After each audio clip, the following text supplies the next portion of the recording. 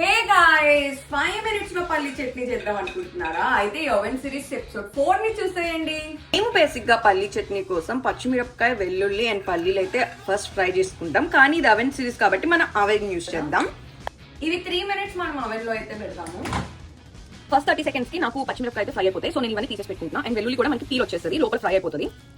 First 30 seconds కి మనకి పచ్చిమిర్చి అయితే రెడీ అయిపోయింది. 3 minutes కి పల్లి అయితే రెడీ అయిపోయింది. చూసారు కదా ఎలా ఫ్రై అయిపోయిందో. మీరు ఇంట్లో నేను కొంచెం చింతపండు అండ్ లైట్ గా బెల్లం అయితే వేసుకుంటున్నా and some salt and some పుట్నాలు కూడా యాడ్ చేసుకుంటున్నాను. ఇప్పుడు ఇవన్నీ కలిపి మిక్సీ చేద్దాం. సో లాస్ట్ లో చట్నీలో అయితే నేను తాలింపు వేసేసాను. అల్లం చట్నీ అండ్ పల్లి చట్నీ మొత్తం మిక్స్ చేసుకొని ఇప్పుడు తింటే సూపర్గా ఉంది. వేడి వేడి వేడి పెనమ మీద ఒక్క గరిటె పిండి వేసి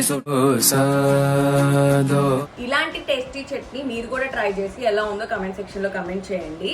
and I can follow for more.